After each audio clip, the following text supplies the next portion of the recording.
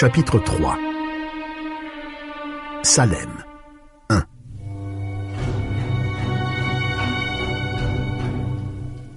1. La ville s'éveille tôt. Les tâches quotidiennes n'attendent pas. Le soleil n'est pas encore levé que déjà l'activité commence. 2. 4 heures. Les fils Griffin, Hal, 18 ans, et Jack, 14, et les 2 employés de la ferme étaient déjà à l'ouvrage. Les tables étaient une merveille de propreté et de blancheur.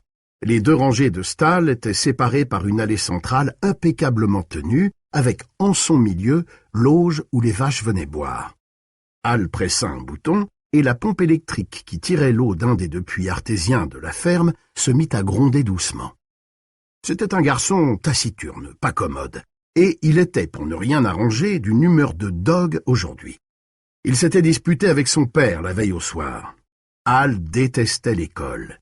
Cet ennui continuel, ce supplice de devoir rester le cul assis pendant 45 minutes d'affilée, et aucune matière, pas une, ne l'intéressait, à l'exception de travaux manuels et arts graphiques.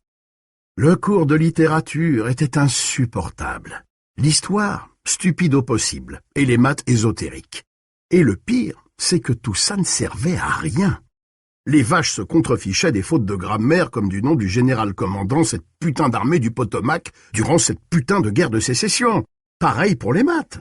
Son propre vieux, nom de Dieu, ne saurait jamais ajouter 2 fractions, même si c'était une question de vie ou de mort. C'est pour cela qu'il avait un comptable. Ce pauvre gars était allé à l'université et tout, et pourtant, il travaillait pour un analphabète comme son père. Combien de fois son vieux lui avait dit que ce n'était pas en lisant des livres qu'on réussissait dans les affaires, et la laiterie était une entreprise comme une autre. Connaître les gens, avoir des relations, c'était ça le secret. Alors, il avait beau jeu, le père, de lui sortir toutes ces conneries sur l'école et ses merveilles, lui qui n'avait pas dépassé le stade de la primaire. Le vieux n'avait jamais lu un livre en entier, juste des condensés du Reader's Digest, mais la ferme rapportait 16 000 $ l'an. Connaître des gens, savoir serrer des mains et se souvenir du prénom de leur femme. Hal aussi connaissait les gens. Ils étaient de 2 sortes, ceux que l'on pouvait pousser hors de son chemin et les incontournables. Le rapport entre les 2 était de 10 pour 1. Mais, pour son malheur, son père appartenait à la seconde catégorie. Hal jeta un coup d'œil sur Jack par-dessus son épaule. Encore en train de rêver, celui-là. Avec une lenteur exaspérante, le petit frère répartissait à la fourche, dans les 4 premières stalles, du foin tiré d'une énorme balle. Ce tir au flanc, toujours fourré dans ses livres, le chouchou de son père. Petit con, va. « Dis donc !» hurla Hal. « Tu veux te grouiller, oui ?» Il ouvrit la porte de la réserve aux machines et sortit la première des treilleuses. Il la fit rouler vers les stalles, arc-bouté sur le capot en acier inoxydable, l'air revêche et furieux. L'école. Cette putain d'école de merde. 9 mois à tenir. Une éternité. 3. 4h30. C'était l'heure où le lait de la traite du soir, mis en carton par les laiteries Slowfoot, retournait à la ville. Fini les grands bidons en fer blanc d'autrefois. Le temps était venu des emballages standardisés et des étiquettes de toutes les couleurs. Le père de Charles Griffin ne pouvait plus vendre son lait lui-même. Les grandes sociétés avaient tué les petites entreprises familiales. L'employé des laiteries Slowfoot chargé du quartier ouest de Salem s'appelait Irwin Purrington. Il commençait sa tournée par Brock Street, que les gens de Salem appelaient Brock Road ou encore la tôle ondulée, puis il gagnait le centre de la ville et revenait par Brooks Road.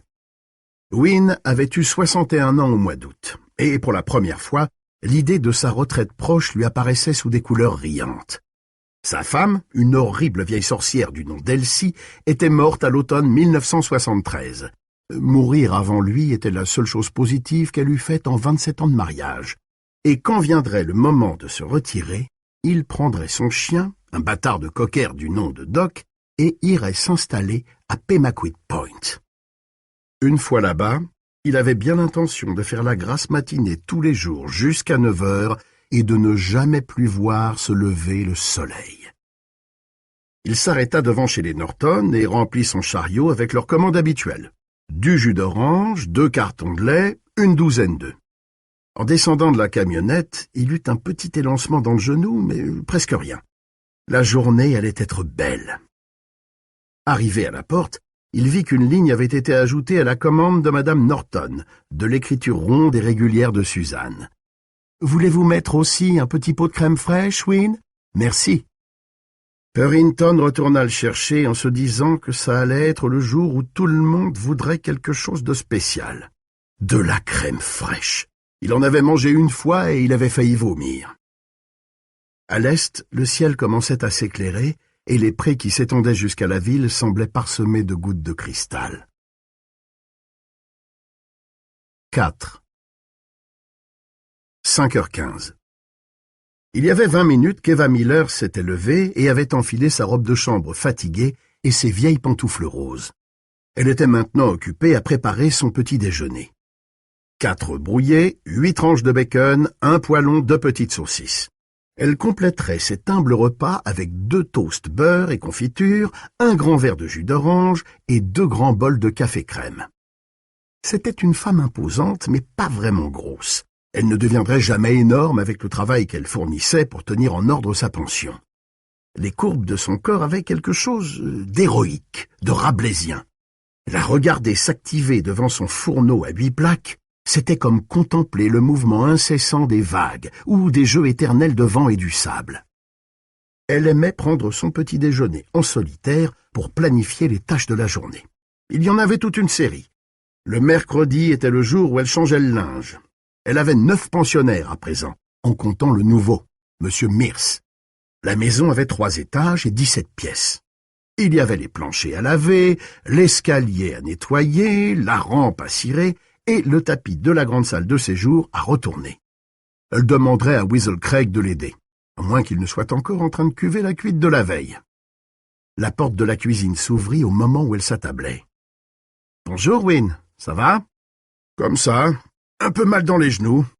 Mon pauvre vieux, vous voulez bien m'apporter un autre litre de lait et 4 bouteilles de limonade ?»« À votre service, » dit-il résigné.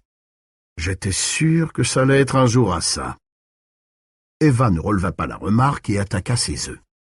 Win Purrington trouverait toujours de quoi se plaindre. Et pourtant, Dieu sait qu'il aurait dû s'estimer le plus heureux des hommes depuis que sa mégère d'épouse s'était cassé le cou dans l'escalier de la cave. À 6h moins le quart, au moment où elle fumait une Chesterfield en buvant son dernier bol de café, le presse Hérald vint heurter le mur de la maison et atterrit dans les rosiers. C'était la 3e fois cette semaine. Le gosse des Kilby exagérait vraiment. Il devait encore être totalement défoncé. Bon, ça pouvait attendre. Elle irait le récupérer tout à l'heure. Les fenêtres côté est étaient illuminées par les premiers rayons de soleil du matin. C'était le meilleur moment de la journée. Un moment de paix qu'elle ne gâcherait pour rien au monde. Ces pensionnaires avaient l'usage du fourneau et du réfrigérateur. Cela faisait partie de leur pension avec le changement de linge hebdomadaire. Et dans quelques instants, la paix serait rompue par Grover Verrill et Mickey Sylvester, qui avaleraient en vitesse leurs assiettes de céréales avant de rejoindre l'usine textile de Gates Falls où ils travaillaient tous les deux. Comme si le fait d'y penser les avait mis en route, elle entendit la chasse d'eau du second et le palourd de Sylvester dans l'escalier. Elle se leva avec effort et alla chercher son journal dehors. 5. 6h. Les cris perçants du bébé sortirent brutalement Sandy McDougall de son sommeil, et c'est avec des yeux encore troubles qu'elle se souleva de son lit. Son menton heurta la table de nuit et elle poussa un juron. « Mierda !» Le bébé, en l'entendant, se mit à crier de plus belle. « La ferme !» cria-t-elle. « J'arrive !» Elle longea le petit couloir dans la caravane pour rejoindre la cuisine. C'était une fille maigrelette, qui avait perdu cette beauté un peu étrange qui faisait sa fierté d'autrefois. Elle prit le biberon de Randy dans le réfrigérateur, songea un instant à le faire chauffer, puis laissa tomber. Qu'il aille au diable! S'il a si faim, il n'a qu'à le boire froid. Sandy se rendit dans la chambre du bébé et le contempla d'un air glacial. Il avait 10 mois, mais il était maladif et piailleur comme ce n'était pas permis. Il n'avait appris à ramper que le mois dernier. Il avait peut-être la polio ou quelque chose de ce genre. Bizarre, il avait quelque chose sur les mains. Il y en avait plein le mur aussi. Sandy s'approcha en se demandant quelle ânerie encore il avait bien pu faire. Sandy avait 17 ans et elle avait fêté avec son mari son premier anniversaire de mariage en juillet. Lorsqu'elle avait épousé Royce McDougall, enceinte de 6 mois, un vrai bibendum, ce mariage paraissait une bénédiction, comme l'avait dit le père Callahan, une issue de secours miraculeuse. Mais aujourd'hui, ce n'était que de la mierda. Et c'était justement, s'aperçut-elle avec effarement, ce que tripotait Randy. Il en avait mis partout, jusque dans ses cheveux. Elle resta immobile devant lui, sinistre, avec le biberon de lait froid à la main. C'était pour ça qu'elle avait arrêté l'école? Pour ça qu'elle avait perdu ses amis et abandonné son rêve de devenir mannequin? Pour cette roulotte délabrée, plantée dans le Bend, le formica des meubles partait déjà en lambeaux? Pour ce mari qui travaillait toute la journée à l'usine de Gates Falls et passait ses nuits à boire et à jouer au poker avec les autres vauriens de la station essence? Et l'autre moutard qui hurlait à plein poumon. « Ta gueule !» hurla-t-elle. Et elle lui lança le biberon en plastique. Atteint à la tête, il retomba en arrière dans son berceau en gémissant et en agitant les bras. Une marque rouge apparut à la naissance des cheveux, et elle sentit lui monter à la gorge quelque chose d'atroce, qui était à la fois du triomphe, de la pitié et de la haine. Elle le sortit de son berceau sans plus d'attention que s'il avait été un chiffon. « Tais-toi, tais-toi, tais-toi !» Incapable de se maîtriser, il lui donna 2 claques. La douleur était si grande que les hurlements de Randy se firent muets. Elle relâcha le bébé qui retomba dans le berceau, la bouche grande ouverte, la figure violette. « Je suis désolée, » marmonna-t-elle. « Jésus-Marie-Joseph, je suis désolée. Ça va, Randy? Attends, une toute petite minute. Maman va bien te nettoyer. » Quand elle revint avec un chiffon mouillé, les paupières de Randy étaient toutes gonflées et ses yeux comme décolorés. Mais il prit le biberon, et lorsqu'elle lui passa le linge humide sur la figure, il lui sourit de sa bouche sans dents. « Je dirai à Roy qu'il est tombé de la table à langer, » pensa-t-elle. « Il le croira. Oh mon Dieu, pourvu qu'il le croie. » 6. 6h45. Les ouvriers et les petits employés étaient maintenant pour la plupart en route vers leur travail. Mark Rierson était un des seuls à travailler à Salem même. Dans le recensement annuel de la ville, il figurait comme jardinier. Mais, en réalité, sa fonction consistait uniquement à entretenir les 3 cimetières de la ville. En été, c'était presque un travail à temps plein, et même en hiver, ce n'était pas une sinécure, malgré ce que pouvait dire cette mauvaise langue de George Midler, le quincaillier.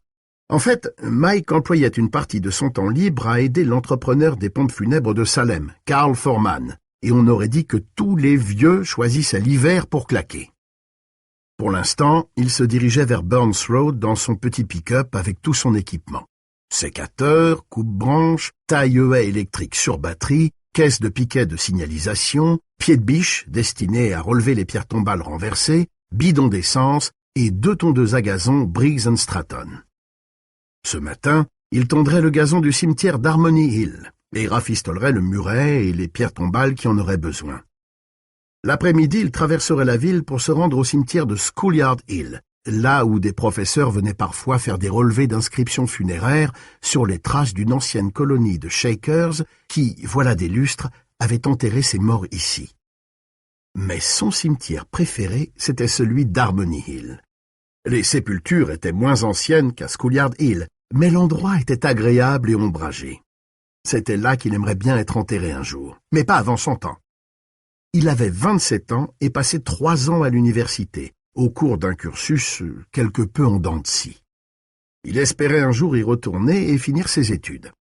Il était plutôt beau garçon, d'un abord sympathique, et n'avait aucun mal à s'acquérir les faveurs des filles esselées le samedi soir, chez Dell ou à Portland.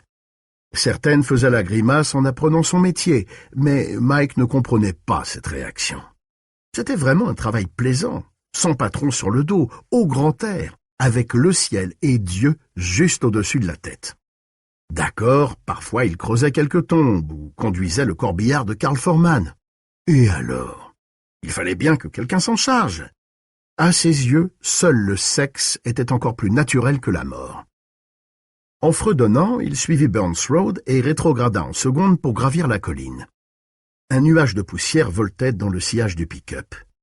Derrière le rideau de verdure, il apercevait de part et d'autre de la route les silhouettes noires des arbres qui avaient brûlé lors du grand incendie de 51, comme des squelettes calcinés. C'était un vrai enchevêtrement de troncs morts par ici, et l'on pouvait s'y casser une jambe comme un rien. Après 25 ans, les cicatrices de l'incendie étaient encore bien visibles. C'était vrai. Au cœur de la vie, nous sommes dans la mort. Le cimetière était situé tout au sommet de la colline. Mike s'était engagé dans l'allée, s'apprêtant à s'arrêter pour aller ouvrir le verrou du portail, quand ce qu'il vit le fit piler d'un coup. Le corps d'un chien était pendu, la tête en bas, à la grille de fer forgé, et la terre au-dessous de lui était toute boueuse de sang. Mike sortit comme une bombe du pick-up et se précipita. Il tira ses gants de travail de ses poches arrière et souleva d'une main la tête du chien. Il y parvint sans difficulté. Le cadavre était tout mou, comme sans os. Il regarda les yeux vitreux et reconnut Doc, le bâtard de Win Purrington. Le chien avait été pendu à une des piques de la grille, comme on pend une pièce de bœuf à un crochet de boucher, et les mouches, rendues paresseuses par la fraîcheur du matin, allaient et venaient lentement sur son corps. Après plusieurs minutes d'effort, Mike réussit à décrocher le chien. Il se sentait l'estomac chaviré d'avoir manipulé ce corps mou et entendu les gargouillements de ses chairs flasques. Il était habitué au vandalisme, fréquent dans les cimetières, surtout à l'époque d'Halloween, mais Halloween était encore loin, et il n'avait jamais rien vu de semblable. Les vandales se contentaient habituellement de renverser quelques pierres tombales, de faire ici et là des graffitis obscènes, ou de suspendre à la grille un squelette en papier. Si ce meurtre était l'œuvre d'une bande de gosses, c'étaient vraiment des petits salauds. Win allait en avoir le cœur brisé. Il songea à descendre tout de suite en ville avec le corps du chien pour le montrer à Parkins Gillespie, mais il se ravisa. Ça n'avancerait pas à grand-chose. Il ramènerait ce pauvre Doc en allant déjeuner, si toutefois il arrivait à avaler quelque chose aujourd'hui. Il ouvrit la grille et regarda ses gants maculés de sang. Il lui faudrait nettoyer les barreaux du portail, mais il n'aurait probablement pas le temps d'aller à Schoolyard Hill cet après-midi. Il entra dans le cimetière avec le pick-up et se gara en silence. Il n'avait plus envie de fredonner. La journée avait perdu tout son charme.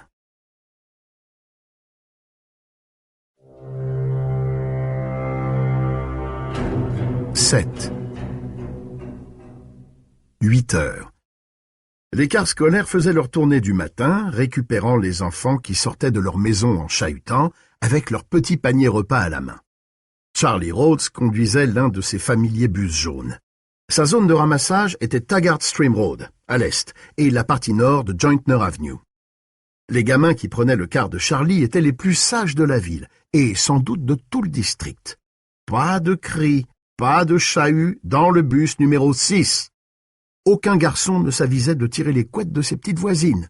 Tout le monde restait assis tranquille, veillait à se montrer poli et bien élevé. Sinon, c'était la marche forcée jusqu'à l'école de Stanley Street. Près de 4 kilomètres à pied, avec en prime un passage dans le bureau du principal. Pas besoin d'être devin pour savoir ce que les enfants pensaient de lui. Charlie imaginait très bien les noms d'oiseaux que lui donnait la marmaille, mais cela n'avait aucune importance. Il ne voulait pas avoir le bazar dans son bus, point barre. Qu'ils gardent donc leurs boulettes et leurs boules puantes pour leurs mollassons de profs. Le principal de Stanley Street avait eu l'audace de lui demander s'il n'avait pas réagi de façon un peu impulsive lorsqu'il avait refusé 3 jours durant de prendre à bord le petit Durham, parce qu'il avait parlé un peu trop fort. Charlie s'était contenté de le regarder sans rien dire. Et le principal, un petit gringalet qui venait juste de sortir de l'université 4 ans plus tôt, avait baissé la tête. Dave Felsen, le gars qui s'occupait de la maintenance des cars, était un vieil ami à lui. Ils étaient du même avis tous les deux. Ils avaient compris ce qui ne tournait pas rond dans le pays. Tout compris. Le chevelu qui avait pissé sur le drapeau en 1968, c'était le gosse qui parlait un peu trop fort dans le bus scolaire en 1958. Charlie Rhodes jeta un coup d'œil dans son grand rétroviseur et vit Mary-Kate Gregson passer un mot doux à Brent Tenney, son petit copain. Son petit copain, c'est ça. Dès 11 ans, ça couchait maintenant. Il se gara et alluma ses warnings. Mary-Kate et Brent relevèrent les yeux, surpris. « Vous avez des tas de choses à vous dire, hein, les tourtereaux ?»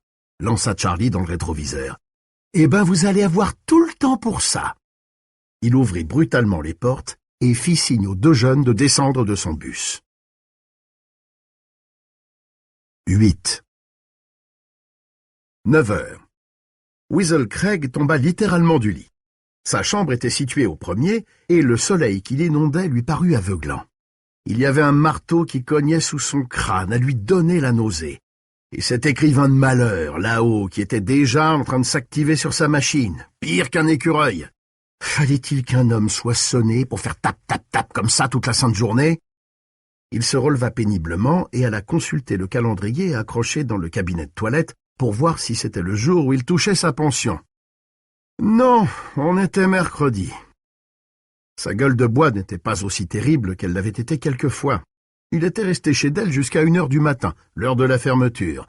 Mais il n'avait que 2 $, et une fois les 2 $ dépensés, il n'avait pas réussi à taper grand monde. « Je perds mon charme », se dit-il en se passant la main sur la joue. Il enfila le maillot de corps en thermolactyle qu'il portait été comme hiver, passa son gros pantalon de travail et sortit de son placard son petit déjeuner. Une bouteille de bière chaude pour tout de suite, à boire dans sa chambre, et une boîte de céréales, cadeau de l'aide sociale du gouvernement, pour tout à l'heure, qu'il irait manger dans la salle commune. Il détestait les céréales. Mais la veuve l'attendait en bas. Il lui avait promis de l'aider à retourner le tapis, et elle aurait probablement tout un tas de corvées à lui faire faire. Ça lui était égal. À peu près égal, tout au moins. Mais c'était quand même une dégringolade par rapport à l'époque où il avait partagé son lit. Le mari d'Eva Miller était mort en 1959, happé par une machine dans la scierie où il travaillait. Et c'était plutôt comique quand on y songeait. Les circonstances, bien sûr. Pas l'accident lui-même qui, lui, était vraiment moche. À l'époque, la scierie employait une 60aine de personnes. Et Ralph Miller était en passe d'en prendre la direction. C'était plutôt comique quand on songe qu'il ne s'était pas approché d'une machine depuis 1952, 7 ans, date à laquelle il était passé de contremaître à cadre dans les bureaux. C'était une sacrée promotion, et Ralph l'avait sans doute mérité. Quand l'incendie avait sauté les marais et atteint Jointner Avenue, poussé par un vent d'est de 50 km/h, tout le monde était certain que la scierie allait y passer. Les casernes de pompiers des 6 villes avoisinantes n'avaient pas assez de bras pour s'occuper de Salem, et ne risquaient donc pas de réduire leur rang pour une peccadille comme la scierie. Ralph Miller avait mis sur pied, avec les ouvriers sur place, une équipe improvisée de sapeurs, et sous ses ordres, ils avaient arrosé le toit et réussi à créer une zone pare-feu, ce que les bataillons de pompiers officiels n'avaient pas été fichus de faire à l'est de Jointner Avenue. Le feu avait alors été arrêté, puis dévié vers le sud, où il avait été maîtrisé. Et, 7 ans plus tard, le héros tombait dans une déchiqueteuse pendant qu'il discutait avec des gros bonnets d'une société du Massachusetts. Il leur faisait visiter la scierie, espérant les convaincre d'investir. Son pied a ripé sur une flaque d'eau et a été happé par un broyeur. Tout le corps y est passé, juste sous les yeux des types. Inutile de dire que la mort de Ralph Miller marqua également la mort de l'accord financier. La scierie ne s'en releva pas. Après avoir échappé à l'incendie en 1951, elle ferma définitivement ses portes en 1960. Weasel contempla son miroir maculé de gouttes d'eau et coiffa sa tignasse blanche et drue qui lui donnait un certain sex-appeal à 67 ans. C'était la seule partie de son anatomie qui semblait embellir avec l'alcool. Il enfila ensuite sa grosse chemise de travail, ramassa la boîte de céréales et descendit l'escalier. Voilà où il en était près de 16 ans plus tard, après la mort du mari. À faire le larbin dans une pension de famille, pour une patronne qu'il avait eue autrefois dans son lit et qu'il trouvait toujours aussi attirante. La veuve lui tomba dessus comme la misère sur le monde, sitôt qu'il entra dans la cuisine baignée de soleil. « Dis donc, Weasel, tu voudras bien cirer la rambarde de l'escalier quand tu auras déjeuné? Tu as le temps ?» Par égard pour lui, elle faisait mine de lui demander ça comme une faveur, alors que c'était en échange du prêt de la chambre qui coûtait normalement 14 $ la semaine. « Bien sûr, Eva. Et le tapis dans l'entrée? Oui, il faut le retourner, je me souviens. Comment va la tête ce matin? Demanda-t-elle avec un détachement professionnel, bannissant tout apitoiement de son ton. Mais Weasel sentait l'empathie frémir, juste sous la surface. La tête, ça va, répondit-il avec agacement, en mettant de l'eau à chauffer pour les céréales. Tu es rentré tard hier soir, c'est pourquoi je posais la question. Tu as peur que je te trompe, c'est ça? Il lui lança un regard narquois et fut satisfait de la voir rougir comme une écolière, même s'il ne se passait plus rien entre eux depuis 9 ans. Ça suffit, Ed. Elle était la seule à l'appeler encore ainsi. Pour tout le monde, à Salem, c'était Weasel. Grand bien leur face. Il pouvait lui donner les sobriquets qu'il voulait, et il n'était plus à ça près. Ça va, grogna-t-il. Je me suis levé du pied gauche ce matin. Tu es même carrément tombé du lit à en croire le bruit que t'as fait. C'était sorti de sa bouche malgré elle, mais Weasel se contenta de pousser un autre grognement. Il avala ses céréales infâmes, prit la boîte de cire, les chiffons, et quitta la pièce sans se retourner. Là-haut, les tap-tap du type à sa machine continuaient.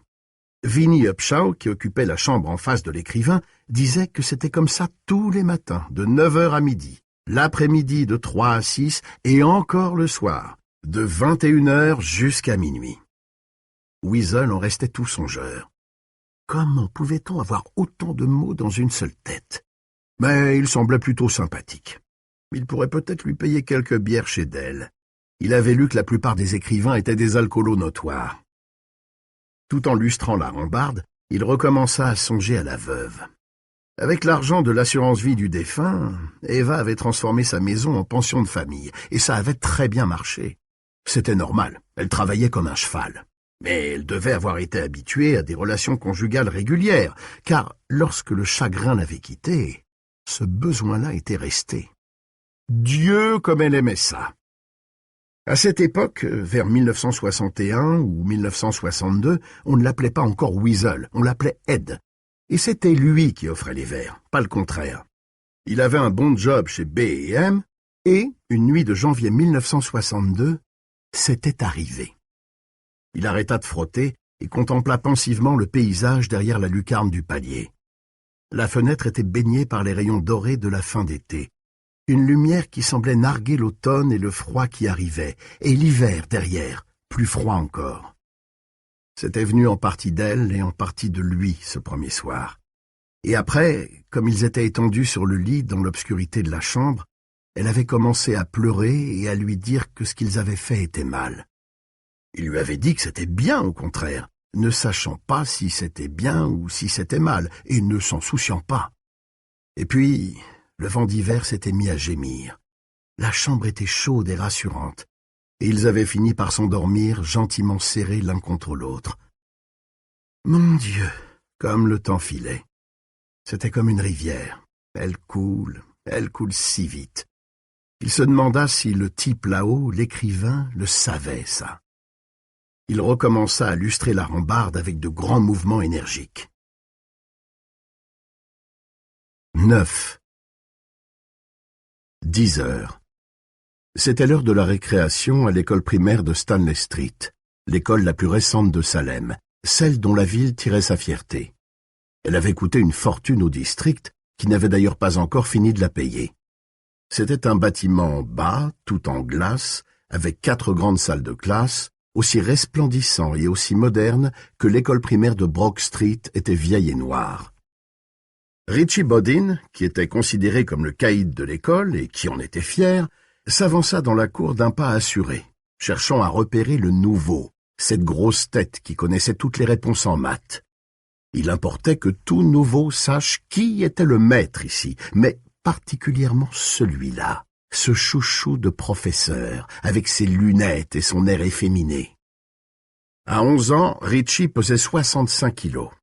Depuis qu'il était tout petit, il avait entendu sa mère faire admirer à tout le monde comme son Richie était grand et fort. Il était pénétré de sa supériorité. Il lui semblait parfois que le sol tremblait sous ses pas quand il marchait. Quand il serait grand, il fumerait des camels, comme son père. Les plus grands avaient une peur panique de lui, et les plus petits le considéraient comme le totem de la cour de récré. Quand il quitterait l'école primaire, qui le remplacerait? Il éprouvait une satisfaction intense en pensant à tout cela. Voilà, il était là, ce type, ce Petrie, attendant d'être choisi pour la partie de ballon de la récréation. « Hé !» fit Richie d'une voix de stentor. Tout le monde leva la tête sauf Petrie. Il y eut dans les yeux de tous une expression d'affolement, suivie d'une expression de soulagement quand ils se furent rendus compte que l'œil du maître n'était pas posé sur eux. « Hé, toi, les 4 yeux !» Marc Petrie se retourna et regarda Richie. Ses lunettes cerclées de métal brillaient sous le soleil du matin. Il était aussi grand que Richie, c'est-à-dire qu'il avait une tête de plus que la plupart des garçons de sa classe, mais il était plus élancé et son visage était celui d'un enfant studieux et pacifique. « C'est à moi que tu parles ?»« C'est à moi que tu parles ?» répéta Richie en prenant une voix de fausset. « T'as une voix de pédé, Cadieux, tu le savais ?»« Non, je ne le savais pas, » dit Marc Petrie. Richie s'avança d'un pas. « Je parie que tu la suces, Cadieux. Je parie que tu la suces, la bonne carotte poilue. »« Ah ? Bon. » Le ton poli de Marc était exaspérant. « Ouais, on m'a dit que tu la suçais, et pas que le jeudi. Non, tous les jours. Tu peux pas t'en passer. » Les gosses avaient commencé à se rassembler pour voir Richie enfoncer le nouveau. Miss Holcombe, qui était responsable de la récréation cette semaine-là, était dans la cour du devant en train de surveiller les petits sur les balançoires. « Qu'est-ce que tu me veux ?» demanda Marc Petrie. Il regardait Richie comme s'il se trouvait en face d'un spécimen nouveau de scarabée. « Qu'est-ce que tu me veux ?» reprit Richie, toujours d'une voix de fausset. « Je ne te veux rien. Simplement, j'ai entendu dire que t'étais un beau pédé, c'est tout. »« C'est vrai ?» demanda Marc, toujours poli. « Eh bien, moi j'ai entendu dire que tu étais un gros tas de merde. Voilà ce que j'ai entendu dire. » Un lourd silence tomba. Les autres garçons restèrent la bouche ouverte, fascinés. Ils n'avaient encore jamais vu quelqu'un signer son arrêt de mort. Richie fut cloué par la surprise et resta lui aussi bouche bée. Marc retira ses lunettes et les tendit à un de ses voisins. « Tu veux me tenir ça ?» Le garçon les prit sans rien dire et regarda Marc avec de grands yeux. Richie chargea. Ce fut une charge lourde et lente, sans grâce ni finesse. La terre tremblait sous ses pieds. Il se sentait plein de confiance en lui et tout joyeux de la tâche à accomplir. Il allait le ratatiner, le Cadieux. Le premier coup de poing, il le recevrait tout droit dans la gueule, et ses dents voleraient comme des touches de piano. « Prépare-toi pour le dentiste, pédé. J'arrive. » Il balança son poing droit devant lui, mais au même instant, Marc fit un pas de côté et plongea en avant. Le poing de Richie passa par-dessus sa tête, et Marc n'eut plus qu'à mettre son pied en travers pour que Richie, entraîné par la force de son coup, perde complètement l'équilibre. Richie poussa un grognement de rage en s'abattant sur le sol, et la masse des spectateurs fit « Ah !» Marc savait très bien que s'il laissait son adversaire reprendre l'avantage, il ne s'en tirerait pas. Il était agile, mais ça ne suffisait pas. Dans un combat de rue, c'eût été le moment de filer, de distancer son poursuivant et de se retourner pour lui faire un bras d'honneur. Mais on était dans une cour d'école, et il savait très bien que s'il n'en finissait pas maintenant, ce type passerait son temps à lui chercher des crosses. 1/5 de seconde lui suffit pour mesurer tout ça. Il sauta sur le dos de Richie Bodine. Richie poussa un autre grognement. Les spectateurs firent encore une fois « Ah !» Marc attrapa le bras de Richie en prenant soin de le saisir au-dessus de l'aisselle, afin que la sueur ne lui fît pas lâcher prise, et le lui tordit derrière le dos. Richie poussa un cri de douleur. « Dis pardon !» lui ordonna Marc. Richie répondit par un juron. Marc tira le bras de Richie jusqu'à son omoplate, et ce dernier cria de nouveau. Il était plein d'indignation, de crainte et d'étonnement. Ça ne lui était jamais arrivé encore. Il n'était pas possible que ça soit en train de lui arriver. Pas possible qu'un misérable pédé à lunettes soit assis sur son dos, à lui tordre le bras et à le faire crier de douleur devant ses vassaux. « Dis pardon !» répéta Marc. Richie se mit sur les genoux. Marc serra les siens de toutes ses forces, comme un cavalier qui monte à cru, et réussit à se maintenir. Ils étaient tous les deux couverts de poussière, mais Richie était nettement le plus défraîchi. Il avait la figure rouge et ruisselante de sueur, les yeux gonflés et une grande griffure en travers de la joue. Il essaya de faire passer Marc par-dessus ses épaules, et Marc lui tira de nouveau sur le bras. Cette fois, Richie ne cria pas, il gémit. « Dis pardon ou je te pète le bras !» La chemise de Richie était sortie de son pantalon. Son ventre le brûlait. Il commença à sangloter en secouant violemment les épaules. Mais cet affreux type restait collé à son dos. Il avait l'avant-bras gelé et l'épaule en feu. « Lâche-moi, fils de pute! Salaud! Tordu !» Un cri de douleur. « Dis pardon !»« Non !» Richie tomba en avant, le nez dans la poussière. La douleur le paralysait. Il avait de la terre dans la bouche et dans les yeux. Il agita désespérément les jambes. Il avait oublié que la terre tremblait sous ses pas quand il marchait. Il avait oublié qu'il allait fumer des camels comme son père quand il serait un homme. « Pardon! Pardon! Pardon !» cria-t-il. Il avait l'impression qu'il aurait été capable de crier pardon pendant des heures, pendant des jours, pour récupérer son bras. « Dis, je suis un gros tas de merde !»« Je suis un gros tas de merde !» hurla Richie dans la poussière. « Ça va. » Marc Petrie desserra son étreinte et se retira prudemment hors de portée de Richie. Ses cuisses lui faisaient mal, et il espérait que Richie était hors d'état de continuer à se battre, sinon il ne donnerait pas cher de lui. Richie se releva et jeta un regard circulaire. Tous évitèrent son regard. Le gosse des cliques avait les yeux tournés vers Marc Petrie et le contemplait comme s'il avait été un dieu. Richie resta immobile sous le choc, n'en revenant pas d'être tombé si vite de son trône. Son visage était tout crasseux, sauf là où les larmes étaient passées, des larmes de rage et de frustration. Il songea à se jeter sur Petrie, mais sa honte, sa peur aussi, toute neuve, énorme, l'en dissuadèrent. Plus tard. Son bras lui faisait un mal de chien. Sale fils de pute, si jamais je te chope, Mais pas aujourd'hui. Il tourna les talons et s'éloigna. Cette fois, le sol ne trembla pas sous ses pieds. Il gardait les yeux baissés pour ne voir aucun visage. Un rire fusa du côté des filles, un rire moqueur, aigu, qui retentit dans l'air comme un carillon. Richie ne releva pas la tête pour voir qui avait ri. « 10. 11h15. La décharge municipale de Jerusalem Slot était située au bout d'une petite route partant de Burns Road, à 3 kilomètres au-delà du cimetière d'Harmony Hill. D'abord carrière de gravier, l'endroit était devenu une décharge lorsqu'on en était arrivé à l'argile. C'était en 1945. Dud Rogers entendait le petit bruit régulier de la tondeuse à gazon de Mike Ryerson à quelque distance en contrebas. Bientôt, avec les crépitements du feu, il ne l'entendrait plus. Depuis 1956, c'était lui le gardien de la décharge, et chaque année, l'Assemblée générale de la ville le reconduisait dans ses fonctions à l'unanimité des voix. C'était devenu une formalité, une affaire de routine. Dud habitait sur la décharge dans une cahute en papier goudronné. Il avait cloué sur la porte branlante une pancarte « Gardien de la décharge ». Depuis qu'il avait obtenu un poil de ces radins de la mairie 3 ans auparavant, il avait quitté son appartement en ville pour vivre là définitivement. Il était bossu et sa tête formait avec son tronc un angle bizarre, comme si Dieu lui avait donné une claque un peu trop vigoureuse avant de le laisser venir au monde. Ses bras de singe, qui lui descendaient presque jusqu'aux genoux, étaient incroyablement robustes. Il suffisait de se souvenir de l'épisode du coffre de la quincaillerie. Les éboueurs s'étaient mis à 4 pour charger le vieux sur la benne, quand le nouveau avait été installé dans la boutique. Un nouveau modèle encastré dans le mur. Les pneus s'étaient tout aplatis sous la masse, mais Dud Rogers l'avait soulevé, les tendons du cou gros comme des cordes, les veines du front et des biceps gonflées comme des câbles bleus, et tout seul, à bout de bras, il avait balancé le machin d'acier dans la fosse. Dud aimait sa décharge. Il aimait houspiller les enfants qui venaient chipper des bouteilles. Il aimait régler la circulation des voitures et choisir le lieu de dépôt des ordures.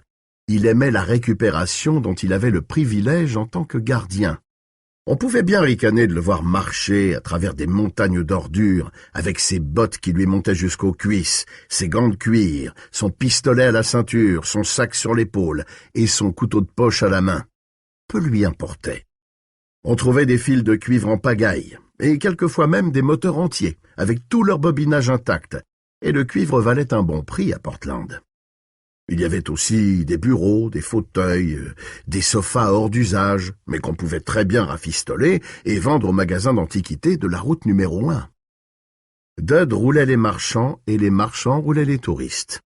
Est-ce que tout n'était pas pour le mieux dans le meilleur des mondes? 2 ans plus tôt, il avait trouvé un lit ancien en bois. Le cadre était cassé, mais il l'avait vendu à un PD de Wells pour $200. L'autre tentouse était tombé en extase devant cet authentique meuble campagnard de la Nouvelle-Angleterre. Bien sûr, Dud ne lui avait pas dit qu'il avait effacé le tampon Made in Grand Rapids qui était apposé derrière la tête de lit. Tout au bout de la décharge, c'était le coin des voitures. Buick, Ford, Chevrolet, et il en passait. C'était fou les trésors qu'on pouvait trouver sur les carcasses. Les radiateurs étaient les pièces les plus recherchées. Mais un bon carburateur double corps pouvait rapporter $7 une fois bien nettoyé. Sans parler des courroies de ventilateurs, des feux, des têtes de Delco, des pare-brises, des volants et des paillassons de bas de caisse. Oui, la décharge était un endroit merveilleux, à la fois Disneyland et Shangri-La. Il avait un joli petit pécule à présent, qu'il gardait précieusement dans une boîte noire, enterrée sous sa chaise longue. Mais ce n'était pas l'argent le meilleur de l'histoire. Le meilleur, c'était le feu et les rats. Dud brûlait régulièrement ses ordures, une partie le dimanche matin et le mercredi matin, et une autre le lundi soir et le vendredi soir. Les feux du soir étaient les plus beaux, avec les jolies flammes d'un rouge sombre qui s'échappaient des sacs poubelles verts, des piles de journaux et de vieux cartons. Mais ses préférés, c'étaient les feux du matin, à cause des rats.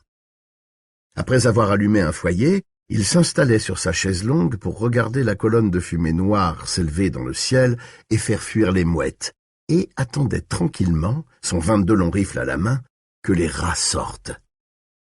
Quand enfin ils apparaissaient, c'était en bataillon. Tous plus dégoûtants les uns que les autres, gras, gris, avec des yeux roses, couverts de puces et des tiques accrochées à leurs flancs. Leur queue traînait derrière eux comme un long bout de chair. Dud adorait tirer sur les rats. « T'achètes de quoi exterminer une armée, Dud ?» lui disait George Midler, le quincaillier, de sa voix trop forte, en déposant sur le comptoir les boîtes de munitions.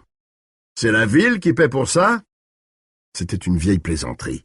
Quelques années auparavant, Dud avait demandé au conseil de la ville l'achat de 2000 cartouches à pointe creuse de calibre 22, et Bill Norton l'avait envoyé se faire voir. « Il s'agit pourtant d'un service d'utilité publique, George, » rétorquait invariablement Dud. Là, ce gros avec sa patte arrière à la retourne, c'était George Midler tout craché. Il avait quelque chose dans la bouche qui ressemblait à un morceau de foie de poulet. « Viens là, George, viens !» dit Dud. Et il pressa sur la détente. Une détonation sourde et le rat fit la culbute et s'affaissa. Les pointes creuses, c'était ce qu'il y avait de mieux. Un jour, il se trouverait un gros calibre, un 45 ou un 357 Magnum, et on verrait ce que ça leur ferait à ces petits salopards. Au suivant maintenant. Celui-là, c'était cette petite pute de Routy Croquette, celle qui ne mettait pas de soutien-gorge pour aller à l'école, celle qui donnait toujours des coups de coude à ses copines en ricanant quand Dud passait dans la rue. Bang! Adieu, Routy! Les rats essayaient désespérément de gagner l'autre bout de la décharge, mais avant qu'ils y fussent parvenus, Dud en avait tué 6. C'était une bonne matinée. Il s'approcha pour les regarder et vit les tiques quitter les cadavres comme les rats désertent un navire.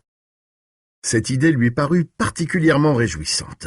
Il cala son corps difforme sur sa chaise longue et partit d'un long rire tandis que le feu continuait à ramper à travers les ordures.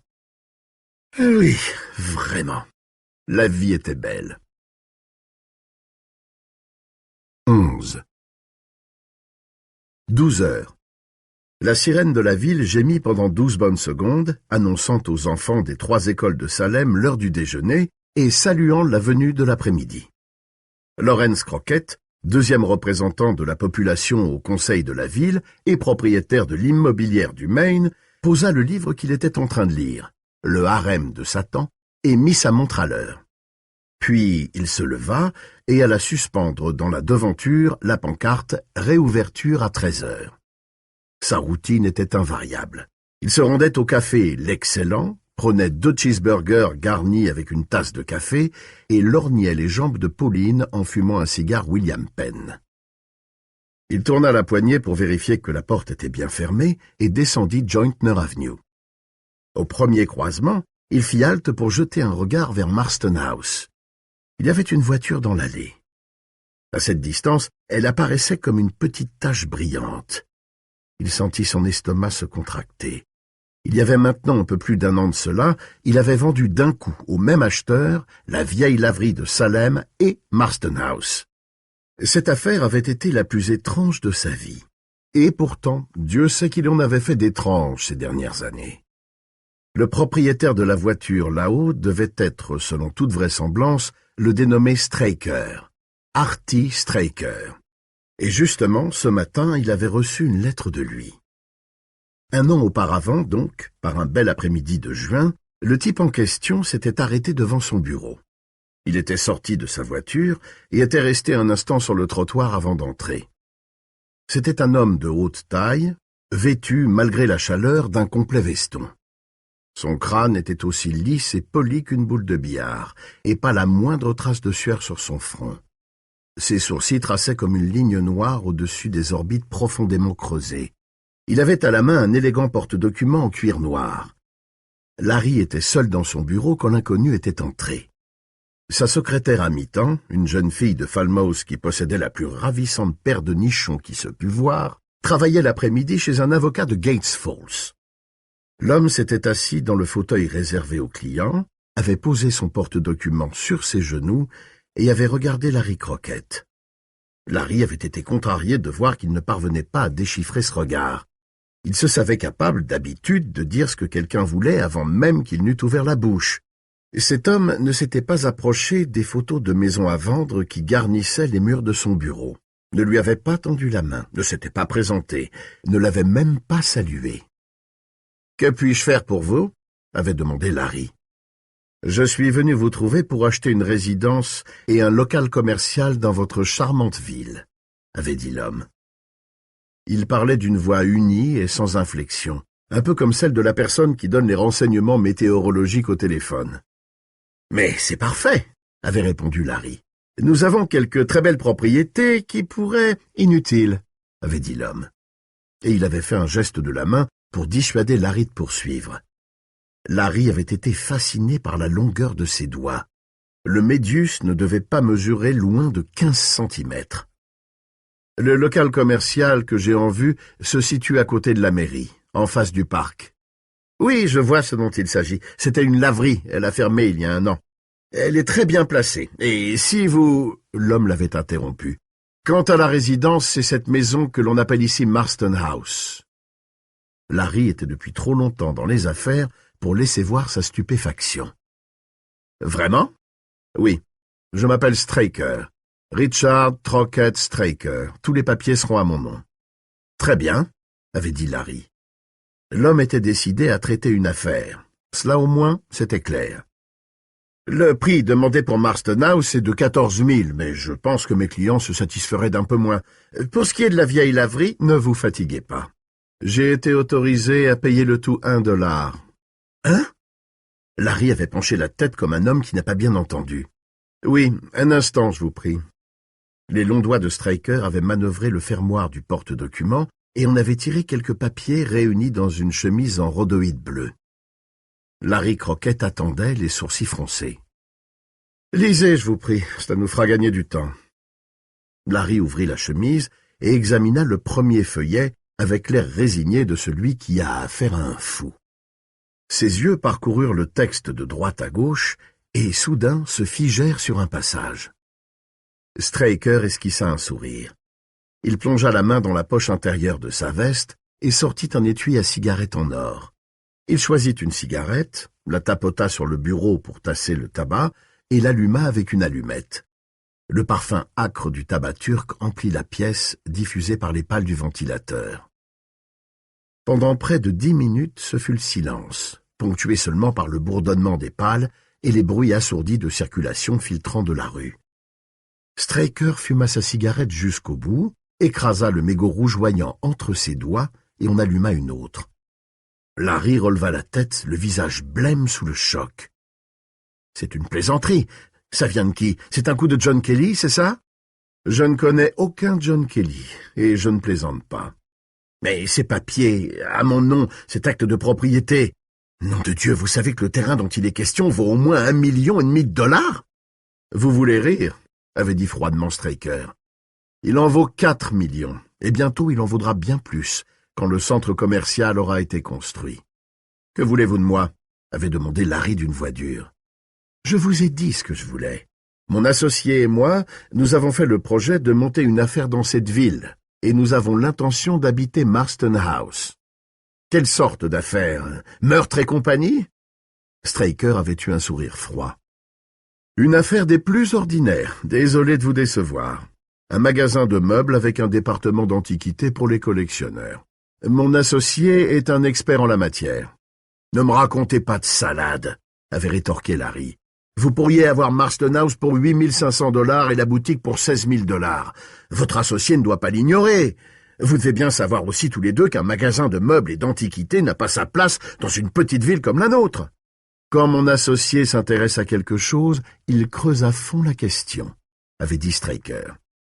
Il sait que votre ville est située sur une grande route empruntée par les touristes et par les estivants. C'est avec ces gens-là que nous comptons faire nos bénéfices. Et puis, de toute façon, ce n'est pas votre affaire. Y a-t-il quelque chose à redire au papier que vous avez en main? Larry avait donné quelques petits coups sur la table avec la chemise en rhodoïde. Non, apparemment pas. Mais vous pouvez me raconter ce que vous voulez sur vos intentions. Moi, je ne veux pas me faire avoir. Il n'en est pas question. La voix de Straker avait pris un ton légèrement méprisant. Votre avocat est à Boston, n'est-ce pas? Un certain Francis Walsh. Comment savez-vous ça? Avait aboyé Larry. C'est sans importance. Montrez-lui les papiers, il vous en confirmera la validité. Le terrain sur lequel ce centre commercial va être construit sera vôtre si vous souscrivez à 3 conditions. Ah, avait dit Larry comme soulagé. Des conditions. Il s'était appuyé contre le dossier de son fauteuil et avait pris un William Penn dans la boîte à cigares en céramique posée sur le bureau. Il n'avait repris la parole qu'après l'avoir allumée avec une allumette frottée sur la semelle de sa chaussure et en avoir tiré tranquillement une première bouffée. « Nous y voilà !» annonçait la couleur. « Première condition, vous allez me vendre Marston House et le local commercial pour $1. En ce qui concerne la maison, votre client est une société de Bangor. Le local commercial appartient actuellement à une banque de Portland. Je suis sûr que les 2 parties seront d'accord, pourvu que vous versiez un complément correspondant au minimum requis pour ne pas attirer l'attention de l'administration fiscale. Moins votre commission, bien sûr. Où avez-vous pris tous vos renseignements? Ce n'est pas votre affaire, Monsieur Crockett. Deuxième condition, vous ne direz rien à personne de notre petite transaction. Rien. Si on soulève la question devant vous, tout ce que vous savez, c'est ce que je vous ai dit. Nous sommes 2 associés qui lançons un commerce destiné aux touristes et aux estivants. C'est très important. Je suis discret, je n'en doute pas. Néanmoins, j'insiste sur le sérieux de cette condition. Un jour viendra peut-être, Monsieur Crockett, où vous serez tenté de faire part à quelqu'un de la merveilleuse affaire que vous allez réaliser aujourd'hui. Si vous cédez à cette tentation, je le saurai et je vous ruinerai. Me suis-je bien fait comprendre? On se croirait dans un mauvais film d'espionnage, avait fait remarquer Larry. Il était resté impassible, mais il avait senti comme un frisson d'angoisse lui passer le long du dos. Straker avait dit « Je vous ruinerai » aussi naturellement qu'il aurait dit « Comment allez-vous » et sa petite phrase en avait pris d'autant plus de poids. Et puis, comment ce type pouvait-il être au courant pour Frank Walsh? Même sa femme ne le savait pas. « Vous m'avez compris, Monsieur Crockett ?»« Oui, » avait répondu Larry. « J'ai l'habitude de jouer serré. » Straker avait adressé de nouveau à Larry un sourire glacial. « Je sais, c'est pour cela que je fais affaire avec vous. » La 3e condition? La maison a besoin d'être un peu rénovée. « C'est le moins qu'on puisse dire », avait répliqué sèchement Larry. « Mon associé a l'intention de mener la chose à bien lui-même, mais vous lui servirez d'intermédiaire. Nous ferons de temps en temps appel à vous. De temps en temps, je requerrai les services des personnes que vous employez pour apporter certaines choses, soit à la maison, soit au magasin. Vous n'en parlerez à personne. Vous m'avez compris? Ouais, j'ai compris. Mais vous n'êtes pas d'ici, n'est-ce pas? Straker avait haussé les sourcils. Je ne vois pas le rapport. Il y en a pourtant un, très clair. Nous ne sommes pas à Boston ou à New York. Même si je reste bouche cousue, les gens vont clabauder. Il y a par exemple sur Railroad Street une vieille pipelette du nom de Mabel Wertz qui passe ses journées à sa fenêtre avec des jumelles. Je me moque des gens de la ville. Mon associé s'en moque aussi. Dans les petites villes, il faut toujours que les gens parlent, comme des pies sur un fil télégraphique. Ils ne tarderont pas à nous accepter. Larry avait haussé les épaules. C'est votre affaire, comme vous dites. Vous réglerez tous les frais et nous vous rembourserons au vu des factures. D'accord? Comme Larry l'avait dit à Straker, il avait l'habitude de jouer serré. C'était un des joueurs de poker les plus réputés de tout le comté de Cumberland. Bien qu'il eût gardé son calme tout au long de la conversation, il se sentait le cerveau en ébullition. L'affaire que lui offrait ce dingue était de celles qu'on ne rencontre qu'une fois dans sa vie, et encore. Peut-être que le patron de ce type était un de ces multimilliardaires paranoïaques qui vivent complètement enfermés. « Monsieur Crockett, j'attends. Je voudrais à mon tour poser 2 conditions, » avait dit Larry. « Ah » avait répliqué Straker avec un intérêt poli. Larry avait agité la chemise androïde. « D'abord, il faut que la validité de ces papiers me soit confirmée. » Naturellement. En second lieu, si vous faites là-haut quelque chose d'illégal, je ne veux pas le savoir. Je veux dire par là... Il avait été interrompu par le rire de Straker. Un rire étrangement froid, qui l'avait mis affreusement mal à l'aise. « J'ai dit quelque chose de drôle ?» avait-il demandé sans la moindre envie de sourire. « Oh, bien sûr que non, monsieur Crockett. Pardonnez-moi. J'ai trouvé ce que vous m'avez dit amusant pour des raisons qui me sont personnelles. Qu'alliez-vous ajouter? Je voulais parler de ces travaux d'aménagement. Je ne tiens pas à être mouillé dans une affaire louche. Si vous avez l'intention de fabriquer de l'héroïne, du LSD ou des explosifs, je n'ai rien à y voir. »« D'accord, » avait dit Straker. Son visage était redevenu grave. « Marché conclu ?» Larry avait répondu avec une réticence qui l'avait surpris lui-même. « Quand les papiers auront été vérifiés, je pense qu'il n'y aura pas d'obstacle, bien que cela ressemble fort à un marché de dupes. »« Nous sommes aujourd'hui lundi, » avait dit Straker. « Voulez-vous que je vienne jeudi après-midi? » « Disons plutôt vendredi. »« Parfait. » Il s'était levé. « Au revoir, monsieur Crockett. » Les papiers avaient été vérifiés. L'avocat de Larry à Boston lui avait appris que le terrain sur lequel le centre commercial de Portland devait être construit avait été acheté par une société fantôme du nom de la Continental Foncière, dont le siège social était censé être à New York, dans les locaux de la Banque populaire d'Escompte. Il n'avait trouvé dans les bureaux occupés en principe par cette société que des classeurs vides et de la poussière. Straker était revenu le vendredi suivant, et Larry avait signé les papiers. Il les avait signés la bouche sèche, avec le sentiment qu'en contrevenant pour la première fois à sa maxime favorite « on ne chie pas là où on mange », il s'était égaré. Le cadeau qui lui avait été fait était considérable. Mais en voyant Straker mettre dans sa serviette les actes de propriété de Marsden House et de l'ancienne laverie municipale, il avait compris qu'il s'était livré pieds et poings liés à cet homme et à son associé, l'invisible M. Barlow. Le mois d'août avait passé, l'été avait fait place à l'automne et l'automne à l'hiver. À mesure que le temps s'écoulait, Larry avait senti le soulagement l'envahir. Quand le printemps était venu, il était parvenu à oublier, en quelque sorte, le marché qu'il avait conclu pour entrer en possession des papiers reposant maintenant dans son coffre-fort de Portland. Et puis, les choses avaient commencé à arriver. Cet écrivain, Mears, était venu lui demander, il y avait de cela une dizaine de jours, si Marsden House était à louer, et lui avait lancé un curieux regard quand il lui avait dit que la maison était vendue. Hier, il avait trouvé dans sa boîte une lettre de Straker et un long tube en carton. La lettre était brève. « Voudriez-vous, je vous prie, mettre l'affiche que je vous envoie par même courrier à la devanture du magasin.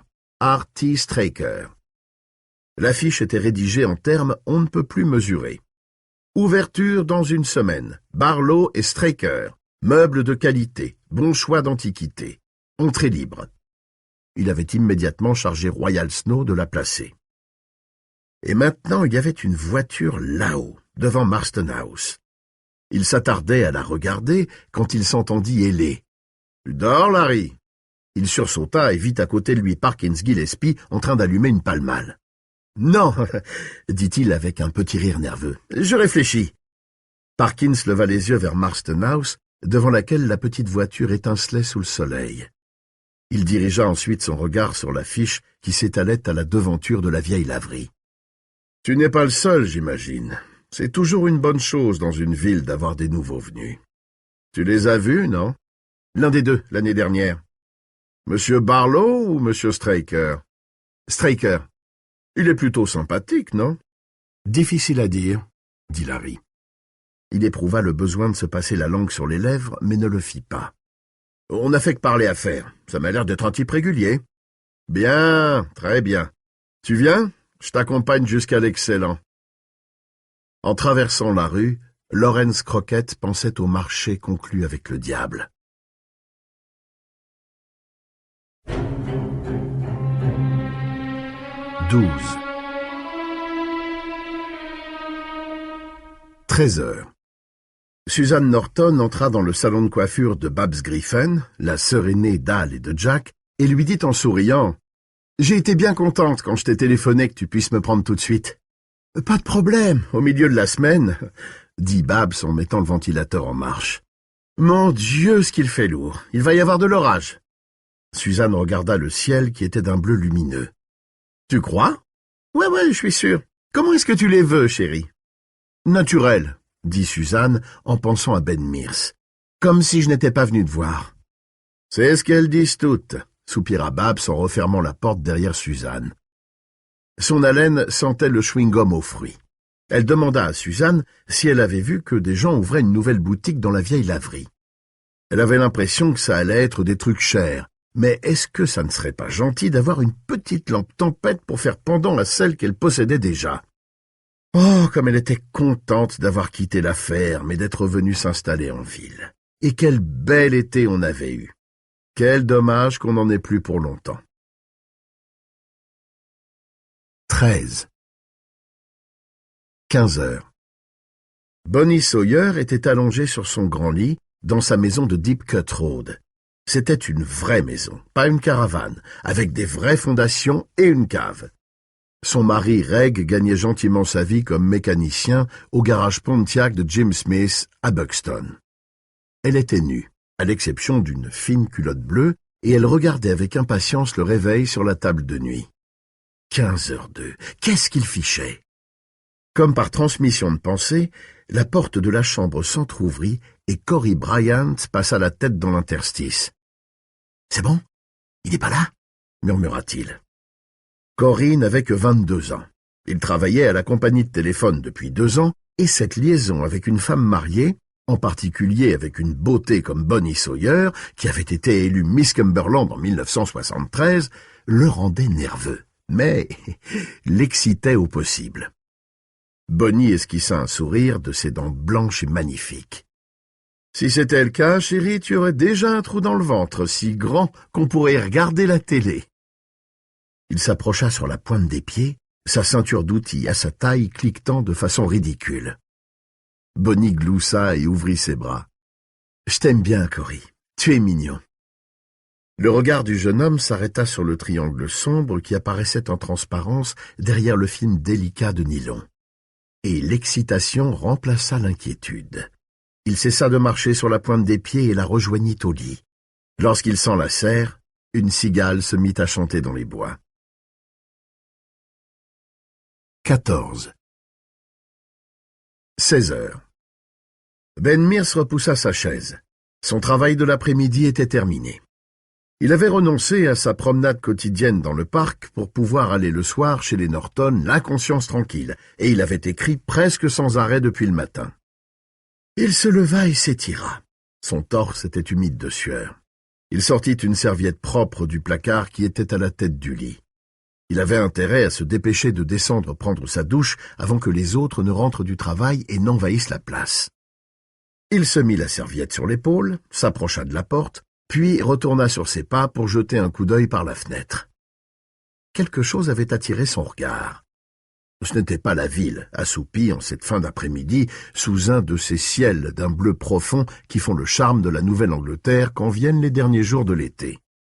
Son regard était passé par-dessus les petits immeubles à 2 étages de Jointner Avenue, avec leurs toits plats et asphaltés, et avait traversé le parc où les enfants sortis de l'école traînassaient, se chamaillaient ou roulaient à bicyclette. Il s'était ensuite dirigé vers le nord-ouest de la ville, là où Brock Street disparaissait derrière la première colline boisée, et, tout naturellement, s'était glissé entre les arbres par l'ouverture en T qui correspondait à la jonction de Brooks Road et de Burns Road, pour remonter jusqu'au haut de la colline et aboutir à Marston House. À cette distance, on aurait dit une maison de poupée, et il l'aimait ainsi. On avait l'impression qu'on pouvait sans peine la neutraliser. Il suffisait de lever la main, et on l'effaçait avec la paume. Il y avait une voiture dans l'allée. Il resta là, cloué sur place, la serviette sur l'épaule, à la regarder avec, au creux du ventre, une crispation de terreur qu'il n'essayait même pas d'analyser. 2 des volets avaient été remplacés, et donnaient à la maison un regard mystérieux d'aveugle qu'elle ne possédait pas auparavant. Ses lèvres se mirent à remuer en silence, comme pour former des mots que personne, pas même lui, ne pouvait comprendre. 15. 17 heures. Matthew Burke sortit du lycée, sa serviette à la main, et traversa le parking désert où l'attendait sa vieille Chevrolet qui roulait encore sur les pneus neige de l'année dernière. Il avait 63 ans, 2 ans encore avant la retraite, et il avait toujours autant de classes et autant d'activités extrascolaires. Cet automne, c'était la pièce de théâtre. Il venait de terminer les auditions pour une farce en 3 actes, Le problème de Charlie. Il avait encore eu droit à l'échantillon classique, une collection de nuls totaux, une dizaine de pas trop mauvais qui pourraient au moins retenir leur texte et qu'il recracherait sur scène d'une voix tremblante et atone, et 2 ou 3 gamins qui avaient un certain talent. Il leur ferait passer des scènes vendredi et distribuerait les rôles la semaine suivante. À partir de ce moment-là, ils seraient tous dans le même bateau, et ce jusqu'au 30 octobre, date de la représentation. Pour Matt, une pièce de théâtre de lycée devait être comme une soupe au vermicelle.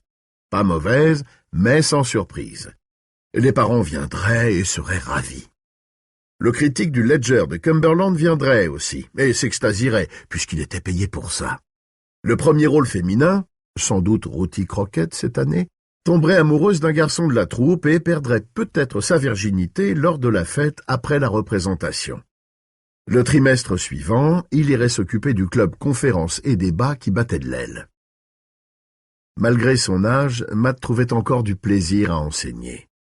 Pour mettre de la discipline dans les classes, il n'était pas très doué, et s'il avait eu à un moment donné une petite chance d'entrer dans l'administration du lycée, cette chance s'était depuis longtemps volatilisée. Comment un rêveur comme lui aurait-il pu exercer efficacement les fonctions de censeur? Mais les chahuts ne lui avaient jamais fait peur. On ne comptait plus les jours où il avait lu des sonnets de Shakespeare dans le brouhaha général, parmi les avions et les boulettes qui volaient en tous sens, où il s'était assis sur des punaises et les avait balayées d'un air absent en disant à ses élèves de prendre la page 467 de leur grammaire, comme si de rien n'était, où il avait ouvert des tiroirs pour y prendre des copies et y avait trouvé des grillons ou des grenouilles. Il y avait même trouvé une fois un serpent noir qui mesurait au moins 2 mètres. Il avait parcouru en long et en large la langue anglaise, comme un vieux marin solitaire et infatigable. Première heure, Steinbeck. Deuxième heure, Chaucer. Troisième heure, la proposition principale. Et pour finir, avant le déjeuner, la fonction du complément de nom. Ses doigts n'étaient pas jaunis par le tabac, mais par la poudre de craie. Une autre sorte d'intoxication. Ses élèves n'avaient ni culte ni passion pour lui. Ils n'avaient rien d'un monsieur Chips qui se serait langui dans un coin perdu de l'Amérique en attendant qu'un grand producteur d'Hollywood vienne le chercher.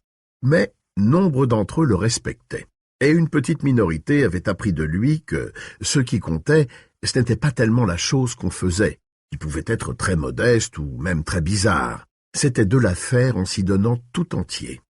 Matt aimait son travail. Il grimpa dans sa voiture, noya le moteur en appuyant trop longtemps sur l'accélérateur, attendit un petit moment et remit en marche. Il mit le poste sur une station de radio de Portland qui diffusait du rock'n'roll et le fit marcher à pleine puissance, à en faire sauter les haut-parleurs. Il adorait le rock'n'roll. Pour sortir du parking, il entama une marche arrière, cala et démarra de nouveau. Il vivait dans une petite maison de Taggart Stream Road et recevait très peu de visites.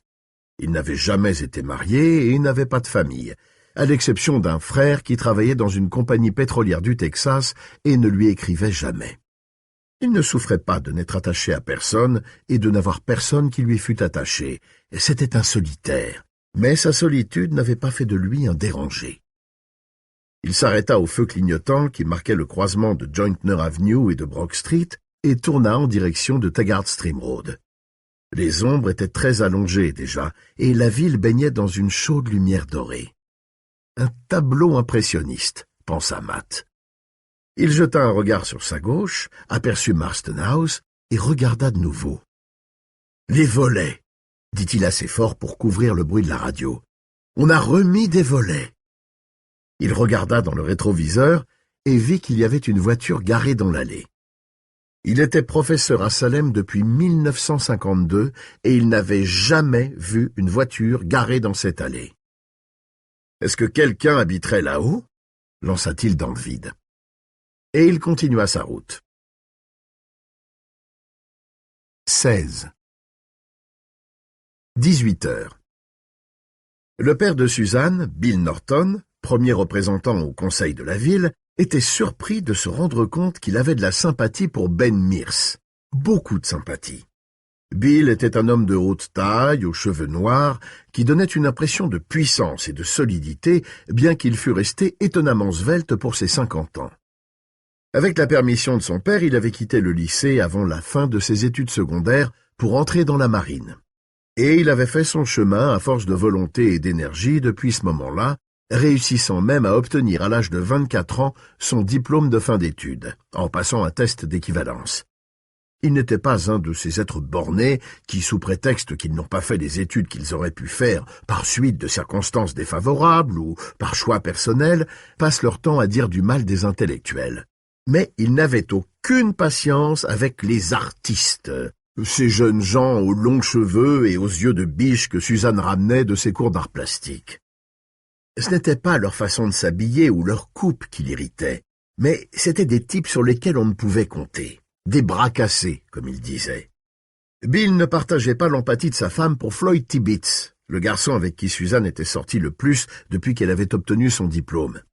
Mais il ne le détestait pas non plus. Floyd avait une bonne situation dans une compagnie bancaire de Falmouth, et lui, au moins, avait un tant soit peu les pieds sur terre. Et puis, il était de Salem, mais Mears aussi, d'une certaine manière. « Et par pitié, papa, abstiens-toi de lui dire que tous les artistes sont des bras cassés !» lança Suzanne, qui s'était levée en entendant le coup de sonnette. Elle portait une robe d'été vert clair et avait attaché ses cheveux, coiffés l'après-midi même par Babs, avec un large ruban du même vert. Bill rit. « Il faut bien appeler un chat, Suzy, chérie. Mais rassure-toi, je te ferai pas honte. T'ai-je déjà mis mal à l'aise, chérie ?» Suzanne lui adressa un sourire un peu crispé et alla ouvrir la porte. L'homme qui revint avec elle était grand et mince. Il avait une démarche souple, des traits volontaires et une masse de cheveux noirs et brillants. Son apparence était soignée, et Bill fut favorablement impressionné par la façon dont il était habillé. Un blue jean impeccable et une chemise blanche dont il avait relevé les manches. « Ben, voilà papa et maman, Bill et Anne Norton. Maman, papa, c'est Ben Mears. Bonjour, content de vous connaître. » Ben sourit à Madame Norton avec un peu de réserve, et elle dit « Bonjour, Monsieur Mears. C'est la première fois qu'un écrivain vient dîner chez nous. Suzanne est excitée comme une puce, c'est terrible. Ne vous inquiétez pas, je ne vous lirai aucun passage de mes œuvres. » Il sourit de nouveau. « Bonjour, » dit Bill en se levant de son fauteuil. Il s'était hissé à la force du poignet jusqu'à la position qu'il occupait maintenant au syndicat des dockers de Portland, et quand il serrait la main de quelqu'un, c'était du solide. Il fut satisfait de voir que Mears n'avait pas la main fuyante et molle comme les artistes que Suzanne leur ramenait régulièrement. Il restait encore une épreuve à passer. « Vous voulez une bière? J'en ai mis quelques-unes à rafraîchir par là. » Il désigna du geste la terrasse couverte qu'il avait construite lui-même et qui donnait sur le jardin. À cette question, les petits camarades de Suzanne répondaient invariablement non. Ces branquignoles préféraient fumer de l'herbe et avaient trop peur de gâter leur inspiration créatrice s'ils ingéraient une boisson aussi vulgaire. « Génial, exactement ce dont j'ai envie !» lança Ben avec un sourire ravi. « Je crois que j'en boirais même volontiers 2 ou 3. » Bill éclata de rire. « Bravo! Je vois que nous allons nous entendre. Venez !» Ce rire eut un effet étrange sur les 2 femmes, d'autant plus étrange que leur ressemblance était grande. Le visage de Suzanne se détendit, tandis que celui de sa mère se contracta. Ce fut comme si l'anxiété qui pesait sur l'une était tout d'un coup passée sur l'autre par télépathie. Ben suivit Bill jusque sous l'auvent. Une glacière portative remplie de boîtes de bière Pabst était posée sur un tabouret dans un coin. Bill prit une bière et la lança à Ben qui l'attrapa d'une main, mais en prenant bien garde de ne pas la secouer pour qu'elle ne mousse pas trop. « Il est beau !» dit Ben en désignant le solide barbecue en briques d'où s'échappait un filet de chaleur. « C'est moi qui l'ai fait !» déclara Bill. « On n'est jamais mieux servi que par soi-même !» Ben but une bonne lampée et rota. Encore un point en sa faveur. « Suzy pense que vous êtes un type épatant, » dit Norton. « Elle est charmante, votre fille, vous savez. »« Oui, c'est une bonne fille, » dit Norton, et il rota pensivement. « Elle dit que vous avez écrit 3 livres, et qu'ils ont été publiés. »« Oui, c'est exact. »« Et ça se vend bien ?»« Le premier, oui, » répondit Ben. Il n'en dit pas plus. Bill Norton hocha la tête d'un air approbateur. « Voilà un garçon qui sait garder ses affaires d'argent pour lui, » pensa-t-il. « Vous voulez bien me donner un coup de main pour les hamburgers et les hot-dogs ? » ?»« Bien sûr. Il faut inciser les saucisses, vous savez faire ? » ?»« Ouais. » Ben sourit et avec son index traça dans l'air une petite série de diagonales. Il fallait en effet inciser les saucisses de Francfort pour les empêcher de faire des cloques.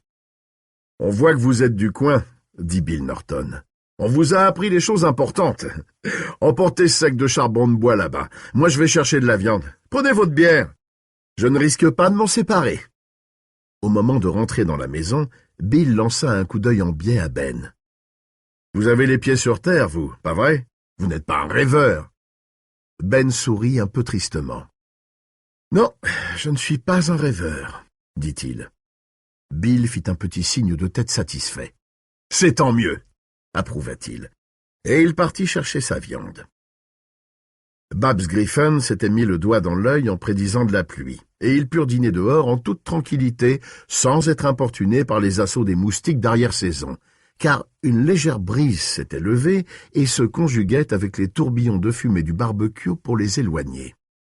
Les 2 femmes se levèrent pour aller porter dans la cuisine les assiettes en papier et les pots de condiments, puis revinrent et burent une bière en regardant avec amusement Bill profiter de sa vieille expérience des fantaisies du vent pour battre Ben au badminton par 21-6. Ben, ayant regardé sa montre, refusa avec un regret qui n'était pas fin de disputer la revanche. « J'ai un livre sur le feu, » dit-il. « Il faut que j'écrive encore 6 pages. Si je bois trop ce soir, je ne serai même plus capable de lire demain ce que j'ai écrit aujourd'hui. » Suzanne l'accompagna jusqu'à la porte d'entrée. Il était venu à pied. En jetant de l'eau sur le feu pour l'éteindre, Bill secouait pensivement la tête. Ce garçon était sérieux. Il l'avait dit lui-même, et le père de Suzanne était tout prêt à le croire. Ben n'avait rien fait pour les impressionner. Mais un homme qui travaille après le dîner ne peut manquer de se faire un nom, et même un nom écrit en grosses lettres. Anne Norton, elle, restait réticente.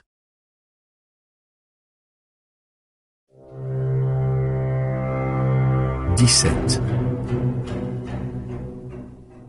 19 heures.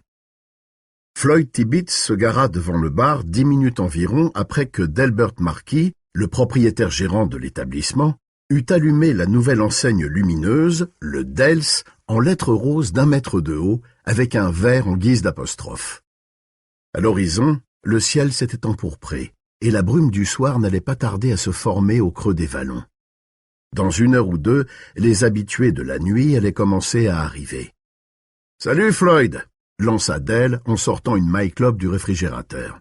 « Bonne journée ?»« Pas mal, » répondit Floyd. « Ça fait plaisir de se retrouver devant une bonne bière. » C'était un grand gaillard avec une barbe bien soignée, habillé d'un pantalon à chevrons et d'un blazer, son costume de travail à la banque, où il officiait comme directeur adjoint du service des prêts.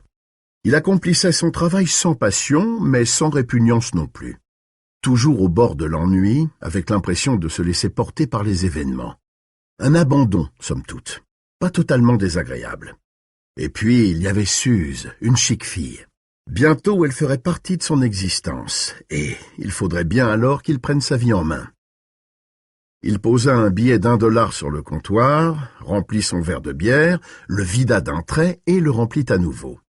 Le seul autre client du bar pour l'instant était un jeune gars en uniforme de la compagnie des téléphones. « C'est le fils Bryant », se dit Floyd. Il buvait une bière, assis à une table, en écoutant au jukebox une chanson d'amour pleine de mélancolie. « Alors, quoi de neuf en ville ?» demanda Floyd. Il connaissait d'avance la réponse. Rien ou pas grand-chose. Un élève du lycée aurait pris une cuite et se serait amené ivre-mort dans la salle de classe, peut-être. Qu'est-ce qui pouvait bien se passer d'autre? « Tu connais pas la dernière? Quelqu'un a tué le chien de ton oncle. » Floyd, qui était en train de porter son verre à ses lèvres, s'arrêta net. « Quoi? Doc, le chien d'oncle Win? » ?»« Exactement. »« Écrasé par une voiture? » ?»« Non, rien de tout ça. C'est Mike Ryerson qui l'a trouvé en allant tondre le gazon au cimetière d'Harmony Hill. Il était empalé sur les pics du portail, éventré. « Les salauds !» s'étrangla Floyd. Dell, satisfait de l'effet produit, hocha la tête gravement. Il connaissait une autre nouvelle qui avait contribué ce jour-là à échauffer les esprits. On avait vu la bonne amie de Floyd se promener en ville avec cet écrivain qui avait pris une chambre chez Eva. Mais ça, c'était à Floyd de le découvrir tout seul. « Ryerson a porté le corps à Parkins Gillespie », expliqua-t-il. « Parkins pense que le chien était peut-être mort et que des enfants l'auraient ensuite accroché au portail pour s'amuser.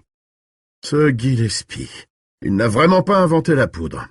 J'en sais rien, mais je vais te dire quelle est mon idée à moi. » Dell pencha en avant son torse puissant. « Je pense que c'est des gosses, ça oui, merde, je les connais, mais ça peut être un truc beaucoup plus grave qu'une simple plaisanterie. Tiens, regarde ça. » Il sortit un journal de dessous son comptoir et le tendit à Tibbets, ouvert sur une page intérieure. Floyd le prit. Un gros titre s'étalait sur plusieurs colonnes. « Des adorateurs de Satan profanent une église de Floride. » Il lut l'article en diagonale.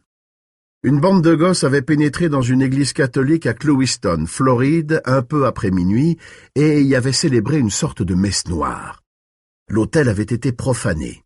Des inscriptions obscènes avaient été gravées sur les bancs, sur les confessionnaux et sur les fonds baptismaux, et du sang avait été répandu sur les marches qui menaient à la nef. Le sang avait été analysé. Il y avait un peu de sang animal, de chèvre probablement, mais surtout du sang humain. Le chef de la police de Clewiston reconnaissait n'être encore sur aucune piste. Floyd posa le journal. « Des adorateurs de Satan à Salem? Allons, Dell, tu déménages. »« Les gosses sont de plus en plus tordus, » dit Dell avec obstination. « On verra bien qui aura raison.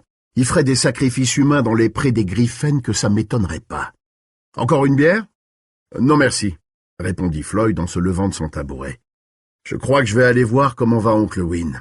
Il adorait ce chien. »« Dis-lui bien des choses de ma part, » dit Dell en remettant son journal sous le comptoir. Il aurait à le ressortir un certain nombre de fois ce soir.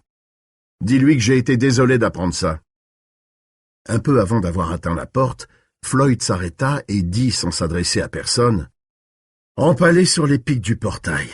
Putain, si je pouvais les attraper, les petits salauds qu'on fait ça. » « Des adorateurs de Satan, » dit Dell. « Ça m'étonnerait pas du tout.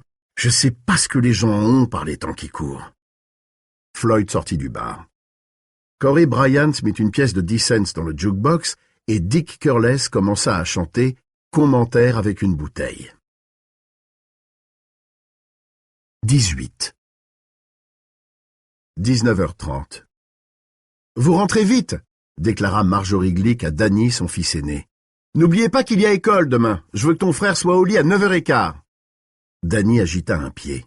« Je vois pas pourquoi je dois l'emmener. »« Tu ne vois pas, » dit Marjorie avec une gentillesse inquiétante. « Oh, bien sûr, tu peux aussi rester à la maison. » Elle se retourna vers l'évier dans lequel elle avait mis du poisson à rafraîchir, et Ralphie en profita pour tirer la langue à son frère. Danny répondit en agitant le poing dans sa direction, mais son ignoble petit frère ne réagit que par un sourire narquois. « On sera là, » grommela Danny. Et il sortit de la cuisine avec Ralphie sur ses talons.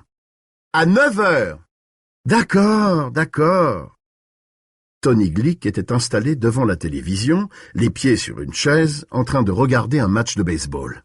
« Où allez-vous, les garçons ?»« On va voir le nouveau de la classe, » répondit Danny. « Marc Petrie. »« Ouais, » ajouta Ralphie. « On va voir son train électrique. » Danny jeta un regard meurtrier à son frère, mais leur père n'avait remarqué ni l'hésitation de Ralphie, ni le ton peu naturel avec lequel il avait prononcé les derniers mots. Doug Griffin venait d'envoyer la balle dehors. « Ne rentrez pas tard, » dit-il distraitement. Le soleil était déjà couché, mais le ciel était encore clair. Tandis qu'il traversait le terrain qui s'étendait derrière la maison, Danny dit « Tu mériterais que je te bousille, espèce de petit con. »« Je le dirai, » rétorqua Ralphie d'une voix sucrée. « Je le dirai pourquoi tu voulais y aller en vrai. »« Petit salaud, » dit Danny d'un ton découragé. Ils avaient atteint l'extrémité de la pelouse. Le gazon faisait place à un chemin qui descendait jusqu'au bois.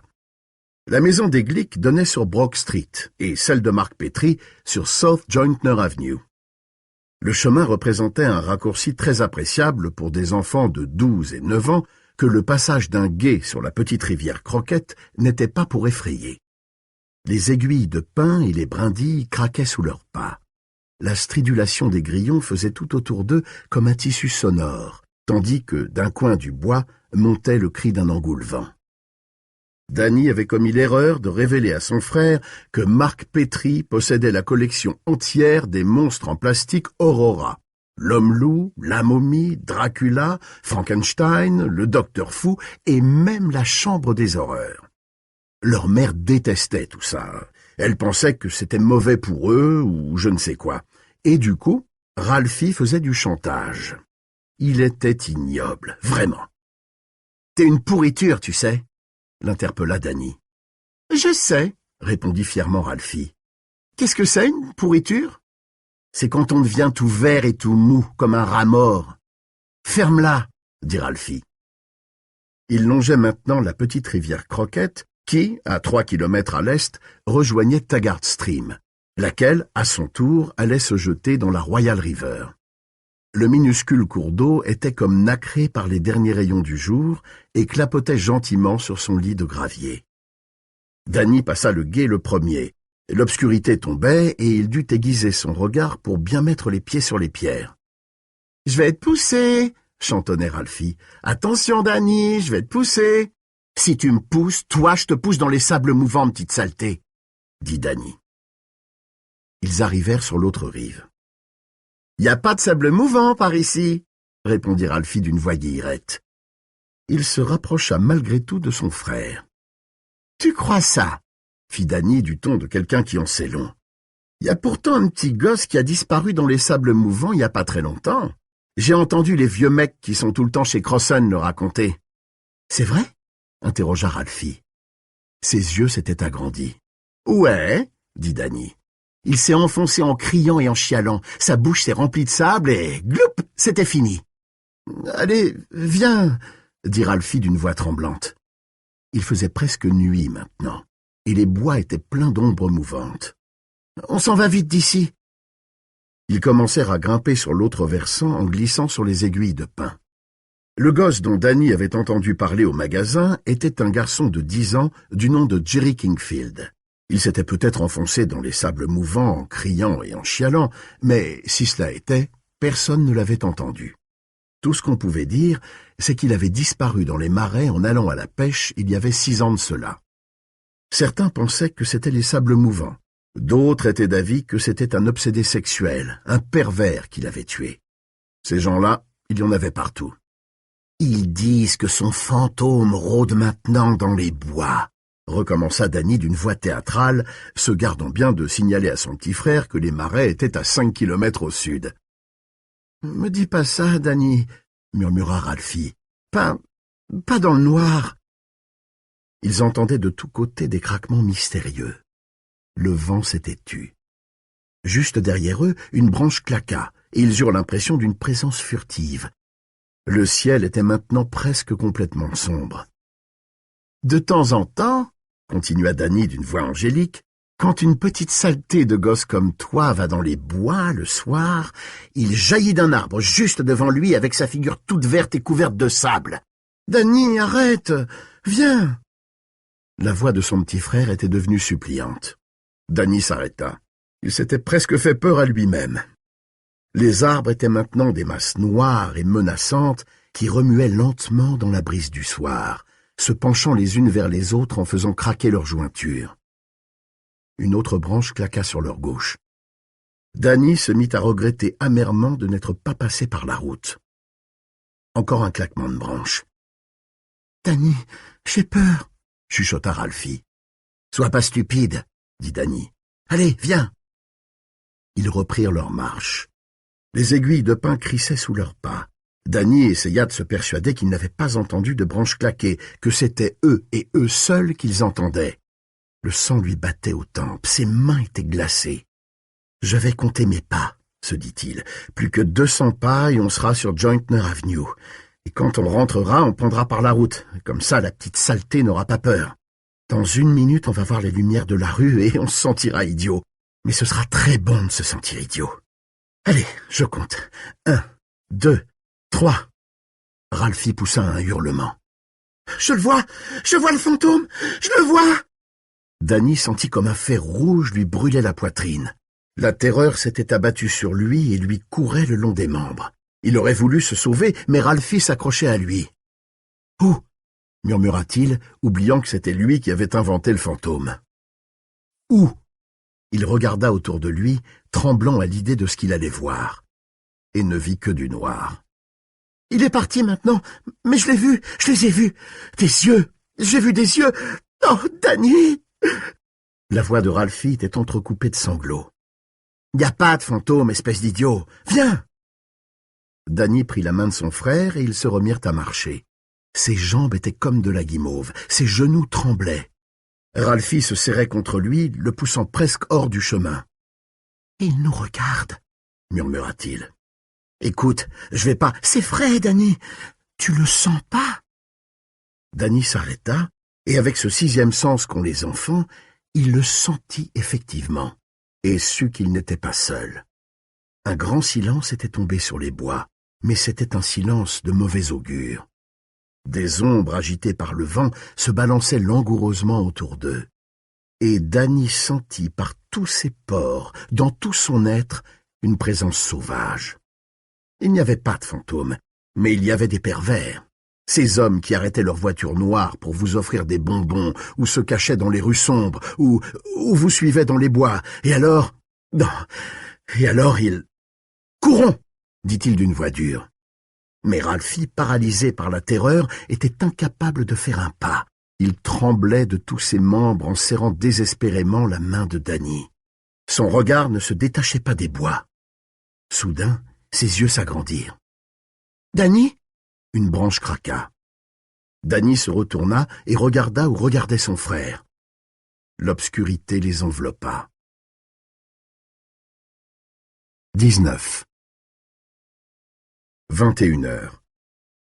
Mabel Wertz était une opulente personne de 74 ans qui arrivait de plus en plus difficilement à déplacer son énorme masse. C'était comme un recueil vivant de toutes les histoires, petites ou grandes, de la ville. Sa mémoire s'étalait sur 50 ans de nécrologie, d'adultère, de vol et d'égarements divers. Elle aimait les commérages sans être délibérément cruelle. Ceux dont elle mettait au grand jour les petits secrets pouvaient ne pas être de cet avis. Elle vivait dans la ville et pour la ville. En un sens, elle était la ville, cette grosse veuve qui maintenant sortait très peu et passait la plus grande partie de ses journées à sa fenêtre, habillée d'une camisole de soie beige, ses cheveux jaune ivoire réunis en une tresse épaisse qui faisait le tour de sa tête, avec un téléphone dans la main droite et une paire de puissantes jumelles japonaises dans la main gauche. La combinaison des deux, à quoi s'ajoutait la possibilité de s'en servir tout à loisir, faisait d'elle une araignée infatigable, jetant ses fils du quartier du Bend jusqu'aux maisons les plus lointaines de l'est de Salem. Elle avait longuement observé Marston House avec l'espoir de voir quelque chose d'intéressant lorsque les volets de la fenêtre à gauche sur la façade s'ouvrirent et découvrirent un carré de lumière jaune qui ne pouvait être de la lumière électrique. Elle eut juste le temps d'apercevoir ce qui lui sembla être une tête d'homme et des épaules se découpant sur ce fond lumineux. Et elle se sentit envahie d'une étrange excitation. Il n'y eut plus ensuite aucun mouvement. « Qu'est-ce que c'est que ces gens qui n'ouvrent leurs volets qu'à des heures où on ne peut avoir qu'une vision approximative de ce qui se passe chez eux ?» pensa-t-elle. Elle posa les jumelles et décrocha discrètement son téléphone. Deux voix, qu'elle identifia rapidement comme étant celles d'Harriet Durham et de Glynis Mayberry, discutaient de la découverte du chien d'Irwin Purrington par Mike Ryerson. Elle s'assit avec précaution et se mit à respirer la bouche ouverte pour que les deux femmes ne décèlent pas sa présence sur la ligne. 20. 23h59. La journée était sur le point de s'achever. Le sommeil et la nuit régnaient sur Salem. En ville, les enseignes lumineuses de la quincaillerie, des pompes funèbres de Carl Forman et du café L'Excellent jetaient quelques lueurs colorées sur les trottoirs. Un tout petit nombre de personnes étaient encore éveillées, comme George Boyer, qui faisait cette semaine ses 8 heures de 3 à 11 et venait de rentrer de l'usine de Gates Falls, et Win Purrington, qui, ne pouvant trouver le sommeil à cause de la mort de son cher Doc, mort qui l'affectait beaucoup plus que celle de sa femme jadis, s'était installé devant une patience. Mais la plupart des habitants de Salem, reclus de fatigue après leur journée de travail, dormaient du sommeil du juste. Au cimetière d'Harmony Hill, une silhouette sombre se tenait silencieuse derrière le portail, attendant que se referme la boucle des heures. Quand elle parla, ce fut d'une voix douce et élégante. « Ô Père, jette les yeux sur moi. Seigneur des mouches, jette les yeux sur moi. Je dépose maintenant à tes pieds de la viande avariée et de la chair fétide. Pour jouir de ta faveur, j'ai accompli un sacrifice. L'objet de ce sacrifice, je te le présente de la main gauche. Fais pour moi un signe sur ce sol que j'ai consacré en ton nom. J'attends un signe de toi pour accomplir tes œuvres. » La voix s'éteignit. Un vent léger s'était levé qui agitait doucement l'herbe et les branches, apportant avec lui les odeurs putrides de la décharge voisine. Pas d'autre bruit que celui de la brise dans les arbres. La silhouette resta pendant un moment immobile et recueillie. Puis elle se pencha en avant, et quand elle se redressa, elle portait le corps d'un enfant dans ses bras. « Voici ce que je t'offre. » Le reste se situe au-delà des mots.